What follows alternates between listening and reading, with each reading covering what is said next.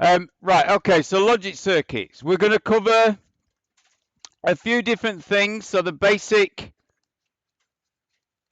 gates that are involved.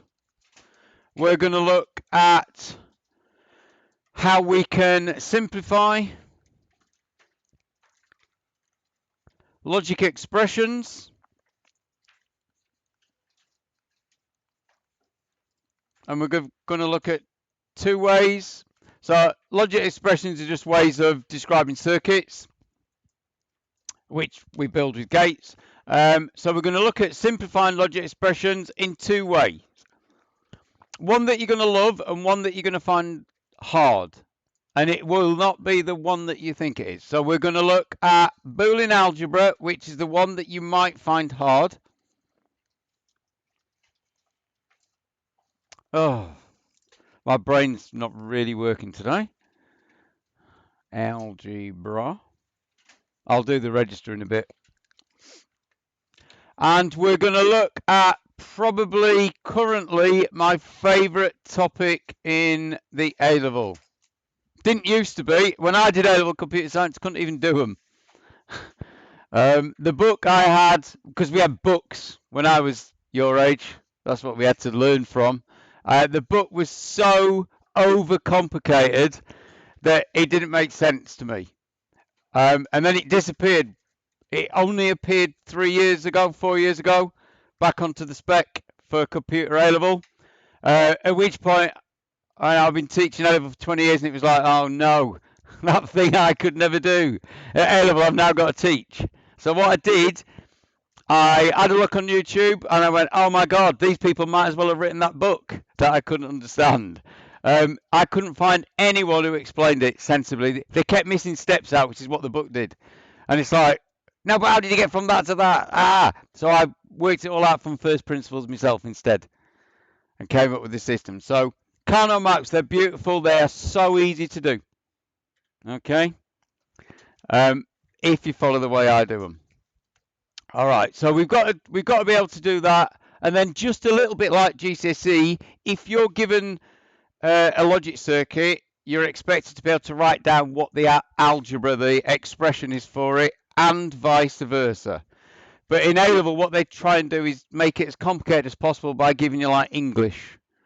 There was once a question about, it was to do with like a burger restaurant, and they were trying to promote healthy eating or something, and it was really convoluted, and there was like a whole page of text, and he said, for 1 mark, do this thing. And he was like, what? I'll show you that one. Bizarre question. But the answer was quite simple. So yeah, you've got to be able to flick between, be able to try and identify stuff. And then there are some specific circuits that we're going to look at. We're going to look at the half adder, which is how we add binary numbers together. And we're going to look at the full adder, which takes two half adders and adds up a bit with a carry. So we'll come on to that. And then the other random thing that the exam board have picked is D-type flip-flops. No other flip-flops, even though D-type flip-flop is based on other flip-flops. So they're the elements that we're going to look at. Okay, you've got to be able to interpret oscilloscope output from a D-type flip-flop. It's not hard. But the half adder and full adder, you need to be able to identify it. So we look at truth tables, we look at circuits, we look at expressions. Okay, that bit, that is cool. It just shows you how you can start building things like CPUs. I've got, I know somebody who used to work for Apple as a graphics engineer. But one of the first things he created using a FPGA was a roto zoomer, where you take an image and you rotate it and you scale it. Did it in hardware using just logic circuits. He said it was really easy to do. And it is, because it is just basic manipulation of bits and things. Right, so we're going to cover all these things. All right, so let's start with basic gates. Right. Can you name the 3 gates that you studied at GCSE? Yeah. Anyone? Go on. Right. The 3 basics are and, or, and not. There is other gates. A-level, we have to be aware of exclusive or XOR, not XOR. Okay, don't call it XOR. Right. Does anyone know what a gate is? What a logic gate is? At a basic level, what function it performs?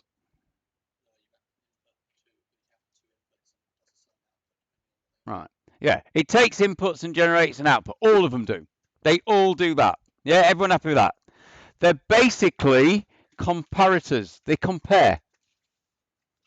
The odd one out in this lot is not, because it doesn't compare, it just looks at. So they compare inputs and produce an output. That's what a gate does. They are the building block of everything that we do in electronics. What are gates made out of? At a base level.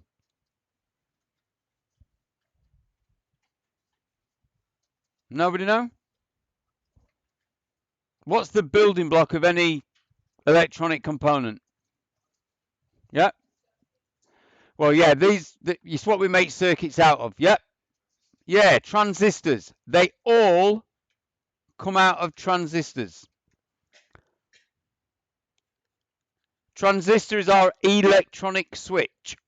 Before we had transistors, we used to have relays and valves, which are mechanical switches. And if you've ever anyone been to Bletchley Park and seen the Colossus machine, that uses valves. Okay. They calculated, so that was built in the end of the 30s, early 40s. So just think about that. That was what, 80 years ago? 70 years ago, 78 years ago? They calculated the processing power of the Colossus machine, and it was the equivalent to a Pentium PC. Okay, that came out in like the 90s. And that was made in the 40s. Because it worked in parallel. It was doing parallel calculations. Okay, so the same code that was doing to crack the Enigma stuff, that would take a Pentium PC. So incredible stuff. But with relays and valves, because they're mechanical, there is a switching time that you can't just keep increasing switching time. There is a physical time it takes to flick a switch. With transistors, that time is massively reduced. We're down to nanoseconds to flick a switch. Okay, so the transistor was an important thing for building what we call now integrated circuits. Okay, so we've got these basic gates. So they compare inputs, produce an output. So what we have to remember, and I hope you can remember, is when we get patterns of inputs, what outputs do these gates produce? And that's how they're defined. Okay, so we tend to, apart from NOT, which just looks at a single input and generates an output, we tend to draw truth tables to represent these. Okay, so a raw basic truth table for the AND, OR, and exclusive OR gates will have 2 inputs, which we traditionally label as A and B. And then we have our output. So I'm going to say A and B, and this will be my truth table. So I'm just going to draw a little truth table. We often use truth tables if we've got like a situation of logic that we don't really understand. We know what the inputs are, we know what the outputs are, but we don't know how we get to the output. So you can sometimes use truth tables to like go, well, what is the actual logic here? And I'll show you with some moderately complicated things how you can do that. For things like generating prime numbers and things like that. Right, so what we've got to do when we're doing a truth table, we need to put all the potential inputs down and say what the outputs are going to be. Now you can do that randomly, but it's probably best, and I tend to use noughts and ones, but you may see truth tables that put F's and T's, falses and trues. But I tend to like noughts and ones because binary is easier to see. So what I tend to do is start with both inputs at 0, and then all I do is I just increment. So I just go 1, 2, and then 3. So 1, 2, 3. And for each one of those, I'm just going to say what the value is. Can you do your hands, Dylan? Right, so with AND, we look at both inputs and we generate an output of 1 only if they are both ones themselves. So 2 ones generates a 1. So any other situation, any other pairing will generate a 0. Okay, let me move that across.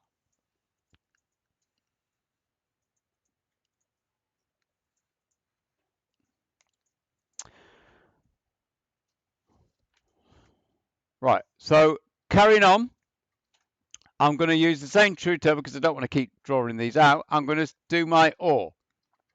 OR compares two values, two inputs, and says if either of them is a 1, then I'm going to output a 1. We tend to, George Boole came up with these, and he's tried to use English words that represent the logic that's going on. So if I've got this and this, then I'll do this. If I've got this or this, then I'll do this. So they sort of like work in the way that we'd use them in English. So with the A or B, we say, right, well, obviously, for that first row, we have got, let me zoom in a bit. Bit of lag there on the zoom. So if they're both inputs of 0, we get an output of 0. Every other case, there's at least a 1 on the input. So we say, right, as long as there's at least a 1, then the output's going to be 1. Right, now the one that you've not seen, exclusive OR. These have got really fancy names. OR's called disjunction, and exclusive OR is called exclusive disjunction, but it's OR, okay? You can use the fancy words if you want, but... Right, so with exclusive OR, it's actually quite easy to remember. If the inputs are the same, you get a 0 as an output. If the inputs are different, you get a 1 as the output. So if we look at this first row, A and B are both 0, so the output is 0. In the next two, the inputs are different. So you've got a 0 and a 1 and a 1 and a 0. So the outputs are 1. And in the bottom one, they're both 1s, so they're the same. So we get an output of 0. Okay? So you only get an output if the inputs are different. Otherwise, you get a 0 as an output. So when I'm talking about 0s and 1s, what am I actually talking about inside a computer? Do I mean 0s and 1s? Yeah? Yeah. A transistor's on or off. And we switch transistors using voltages. Okay? We don't need to get into, anyone who's doing electronics or D&T or something might go into how some of these things work, but we don't need to worry about the how they work. We'll leave that up to physics and chemistry, because that's what that's to do with. We're just going to use it. Say, oh yeah, fine, cheers, gives us those transistors, we'll make use of them. Who cares how they're made? And if you're really interested in all this stuff, you can get yourself FPGA kits and make circuits without worrying about how the circuits are made, but you can do all the logic. We might do a little bit of that. I need to look at it myself because it is interesting stuff. Yeah, so we switch them using voltages. Generally, in TTL logic, we use 5 volts or thereabouts to represent a 1 and 0 volts to represent a 0. And you'll see that you get signal tracers and you'll see things like this. Okay, so a clock signal would look like that, depending on how slow the clock was. That would be a 1 and that would be a 0. Okay, so you can see it rises and falls. We'll come on to that a little bit more when we look at the D-type flip-flop. Right, so the only one I've not put on this diagram is NOT. Now, NOT only requires one input, so it only needs one thing to look at. And all it does is invert. It's an inverter. If you've got a 0, so I'll use the A. So I've got 0, so I get a 1, 0, get a 1, 1, I get 0, 1, I get 0. Where do you think you could use NOT in something that we've done already? What have we done where we had to flip bits? Yeah, 2's complement. And then you've got to add one. But so the first bit, the flipping, is actually called 1's complement. And then the add one is what makes it 2's complement. Okay? Use it a lot. So these are what we call bitwise operators. So they operate on pairs of bits.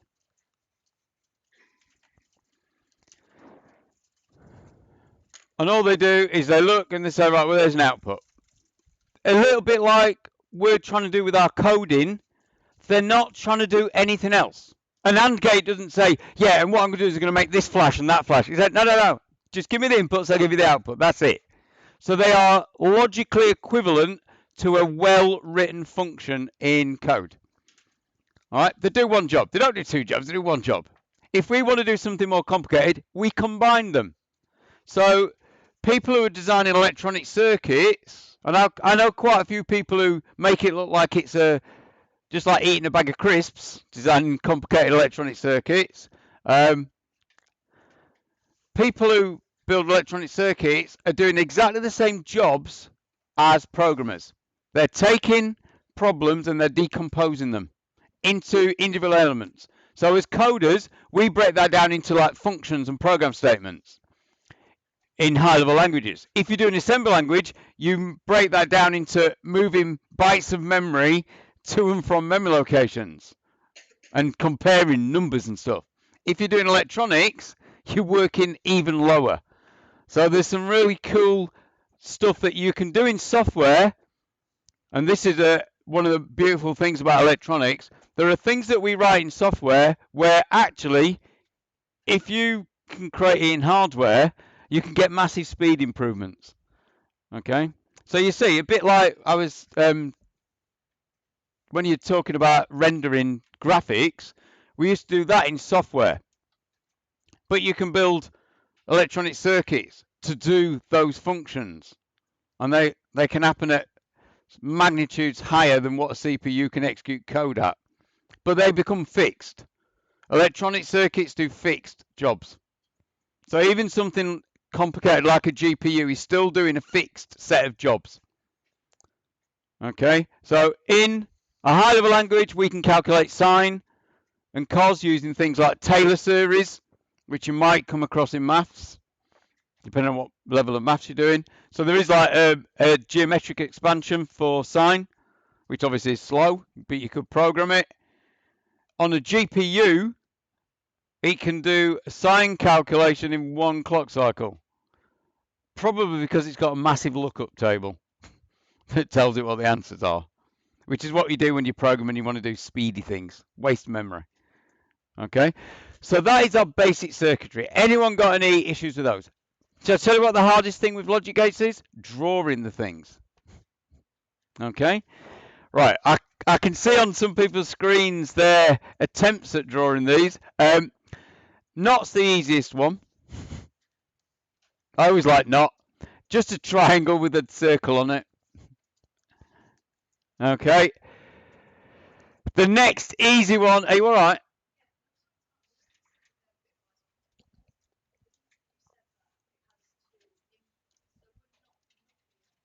Yeah. Not is still a bitwise. No.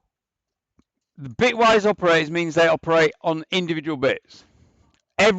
everything other than not uses a pair of bits. So you compare two numbers. With not, it just has one, but it's still a bitwise operator. It operates at a bit level. So what I mean by that, and using not as an example, if I've got this pattern of bits and I say not that, it doesn't take the number and say, whoa, what is that number? And we'd say like, oh, well, that number's 11, but it isn't. No, we're just looking at individual bits. So not would say, well, the first one changes, that one changes, that one changes, that one changes. So it operates at bit level. When we're using high-level languages that support it, like C# and C++ do, when you do the and, so you might have seen in C#, you might have used that symbol, which means or. It actually means logical or. So that is doing a logic comparison. So that's looking at true and false values. But you can do that, which it says apply as a bitwise or. So you can actually take two patterns of bits like that and say bitwise or them, and it will generate for this one. So it works in pairs. It would go 0, that, because it's bitwise. Okay. I mention it because it's important. You shouldn't get asked about what a bitwise and a logical operator is, but when you're coding, you will see, and you'll see ampersand is used in C# as well. That's not very good, ampersand. We use ampersand, so you might see a single. Oh, I caught the button on my pen. Hang on. You might see a single ampersand, which means apply and in a bitwise manner. So bit by bit.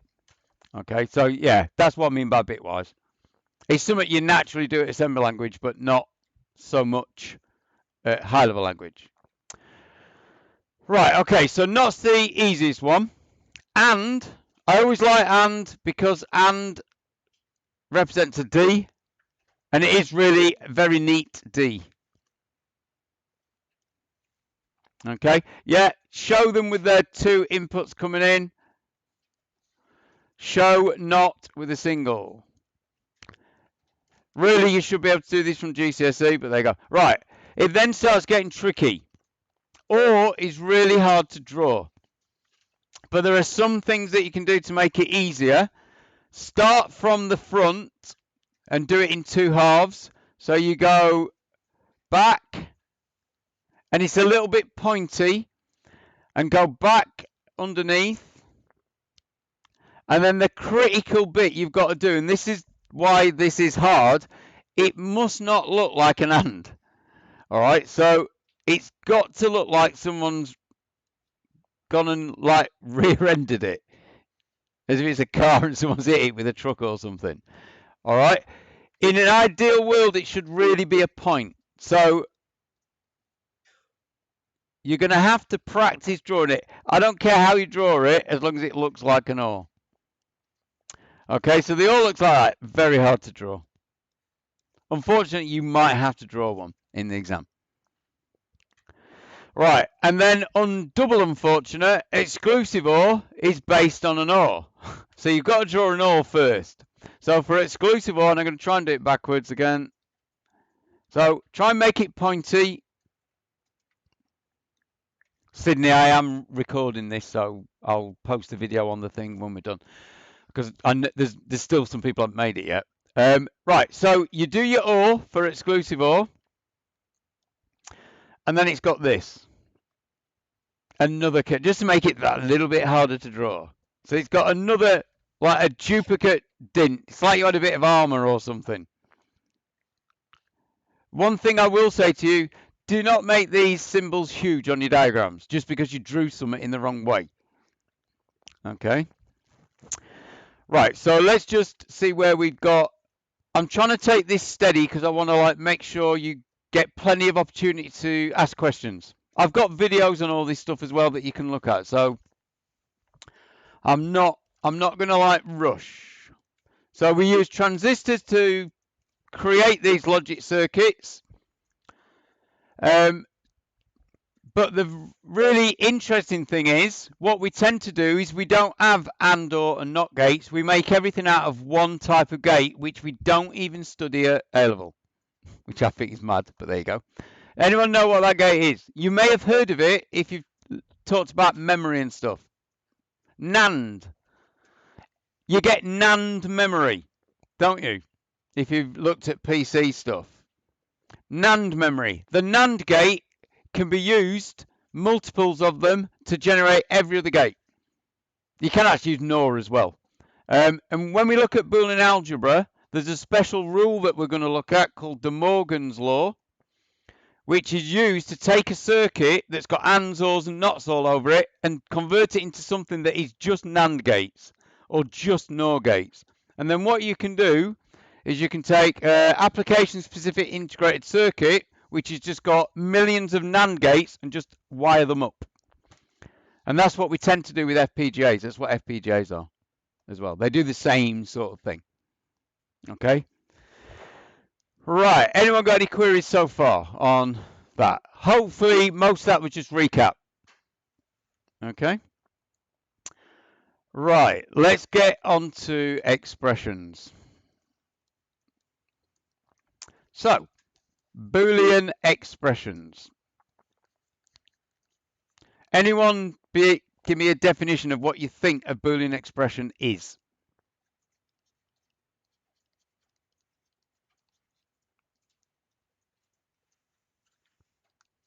Yeah, go on, Rosie. Is it to do with what? Yeah, true and false. A Boolean expression evaluates. Anything when we're programming or anything on the computer where we use the term expression, we mean something that has to be worked out. And to get technical about it, we call that evaluating. All right. So when I write something like this in a high-level language, and I say A equals 5 times 6, 5 times 6 is an expression. So when a compiler encounters that, it actually goes, I'm going to work that out. It's 30. It evaluates it. If we write something like this, again, before we can do this thing, anyone know what this operator is called? It's an equals. But what's it called? It's not an equals. Should have done it at GCSE. Nope. Go on, Finley. Nope.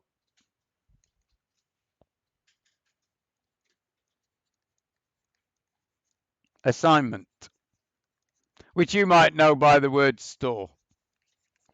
It's the assignment operator. Unfortunately, in a lot of languages, you can also write this, which is not assignment. That's when you say, is it the same as? Is it equal to? Compare. All right. In fact, in a lot of sensible languages, they use that. You will have seen that. Does Python use that? I can't remember. I think Python does as well, yeah. Most sensible languages go, we'll keep equals to mean assignment, and we'll have something else for equal to. Okay? So what we've got to be careful of when we're writing expressions, it isn't maths. Equals means store. When we're doing Boolean expressions, we use that. Anyone know what that means? It is a math term. Equivalent. Yeah, exactly the same. It is the same. Okay, so we will use that symbol, the 3 strokes. What I find really nice in crazy languages like C and C#, you can actually write things like that. So you can say if A equals B. So actually what that does is it stores the value of B, looks it up, stores it in A, and if the value is not 0, it generates true. So you can do some crazy things. All right, a lot of languages won't let you do that because it actually does start getting mind-bending because that's not what you meant. You can really screw logic up like that. Right, okay, so when we're doing Boolean expressions, we'll use the triple equals. The exam board we'll use it if the person writing the paper could work out how to generate that character for the Word document they were producing. All right, which you can do with equation editor. But if they haven't, you might see just equals. Right, so, but I'm going to try and do it properly. So let's have a look at what Boolean expression might look like. So it might be something like this. P is equivalent to, and I'm going to write this in English first, but we don't use English when we're writing these. So I'm going to say A and B. That is a Boolean expression.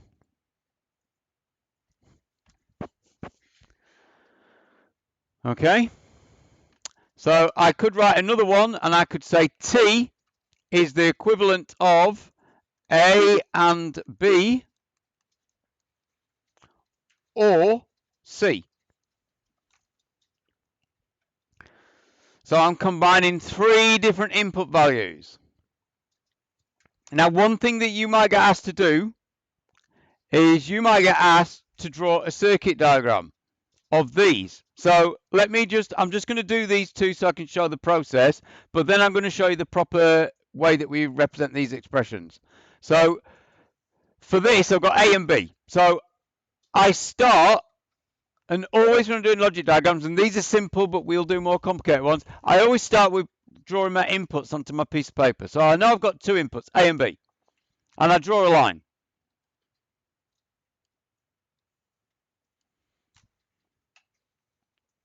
Okay, then I'm going to draw my gate. Now I could go, oh look, they're really far apart. So what I'm going to do is I'm going to do the world's largest AND gate, which I bet you've done in GCSE questions,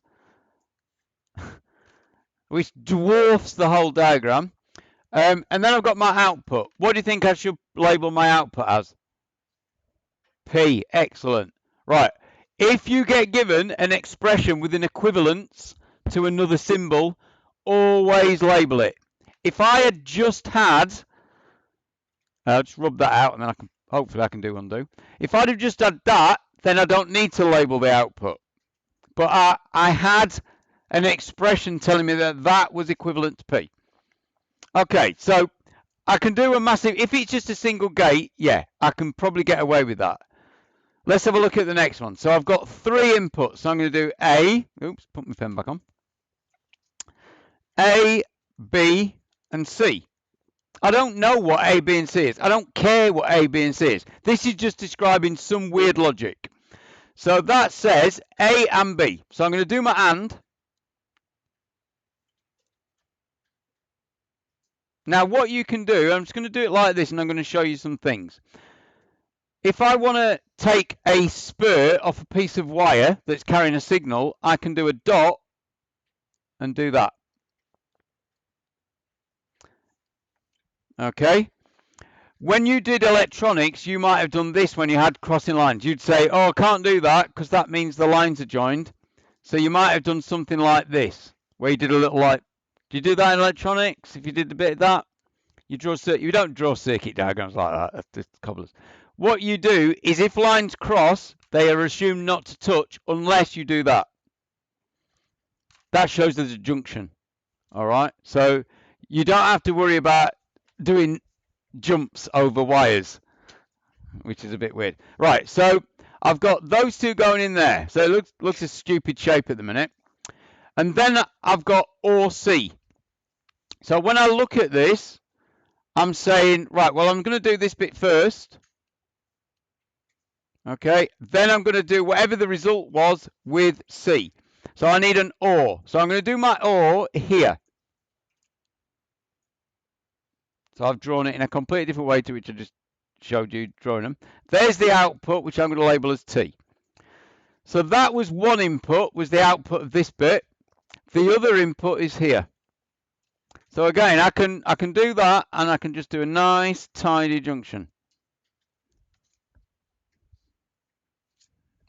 Okay.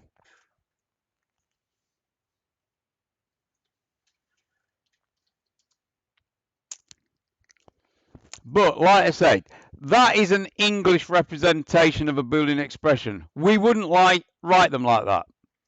We have got Unfortunately, there are two different ways of writing these things. There is a mathematical notation for Boolean algebra, and there is a logical representation for Boolean algebra. The exam board in their infinite wisdom went with the logical, which is harder to read and makes the expressions bloated and big. Right, so what we've got to do is we've got to know what both of them are. You can use whatever you want in the exam, but you've got to be able to read the exam boards. It's a bit like pseudocode. You've got to be able to read the made-up pseudocode at the exam board, right? So we have got the gate. So I'm just going to do a little diagram for this. We've got the logical term, and we have got the maths term. I tend to mix and match them. And sometimes I accidentally use both in the same expression, which you shouldn't do. So tell me off if I do that. Right, so we only need it for our 4 gates. So we've got not, and, or, and XOR. Right, not looks like this. You will see this keyboard. This is on the keyboard just below the escape key. It's called the not key, the not character. And you end up with things like this. And that means not A. It looks to me like there's an armed A. Because it looks a bit like a pistol, I always think. In fact, if you were doing an ASCII game and you wanted a character to have a gun, your at character, we could do it in arm thing. You could actually use the not, but you could only ever shoot to the left. Because there isn't a character flip the other way. But yeah, you could use it to represent a gun in a game if you're doing an ASCII game. Okay, so just as an example, that would be not A. The maths term uses something that you will see in statistics all the time. Overbar. That. I will set my stall out. I prefer the maths notation because it's more compact. Straight away. The nots are a nightmare. To be honest, they can really overcomplicate an expression. If you go look at it, oh my God. Right. And in the logical one, so we might say A and B, it's that symbol. So it actually looks like an A without the bar across. Don't put an A. So it just looks like that. In maths, it looks like this. Or even more compact, you imply it, which I love. I love that. That's because and is sort of like a multiplication, and we use dot to mean multiply two things together in maths. And you write things like that in maths if you're doing 5 cos theta in maths, you just put 5 next to the cos, don't you? You mean 5 times, don't you? All right, so that's where it comes from, and it's about compactness. Less likely to make mistakes. Right, the next one is OR. So remember, these are the ones that OCR will use. So with OR, it's a upturned and symbol. How they draw that depends on, again, who was at the keyboard when they did it. If they use the proper symbols from Equation Editor, they'll be big, these. If they've just used a little V, because that's what they found on the keyboard, then that's what you might find. Or they might use capital V. But yeah. So for maths, OR is written like that. Plus. Now the last one, I think everybody struggled with exclusive OR when they came up with this. In the logical one makes more sense. So when we got exclusive OR, it's an exclusive OR, so it's going to be based about OR. So we got the little V with a line underneath, which is a bit lame, but there you go. I'd have had X, which they could have done, but X is used as a symbol. So.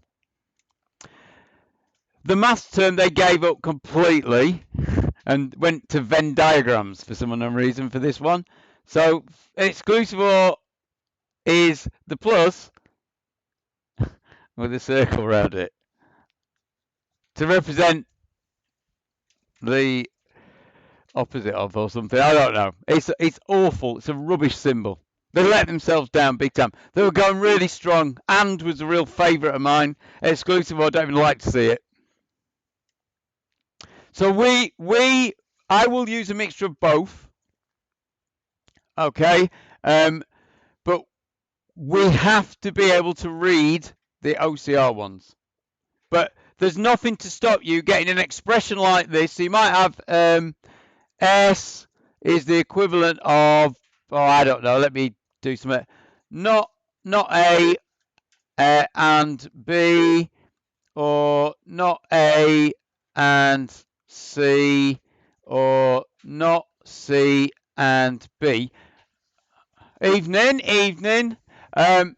And we go, oh my God, that's minging. And we go, right, okay, let's just write that down in math notation. And we'd say S is the equivalent of AB with a not on there, or not A, C, or not C, B. I know which one I prefer.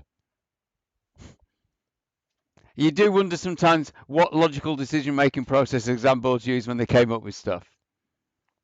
Just be glad you're past the GCSE and the made-up pseudocode that they've come up with. It doesn't make any sense, half of it. All right, so I will use a mixture so you get used to both. Okay, that's as far as I want to go because I want to go back to the procedural dungeon junko next. But that's as far as I want to go today. For those people that just walked in, I have just screen captured all that. So I'll just stop that vid now, and I'll get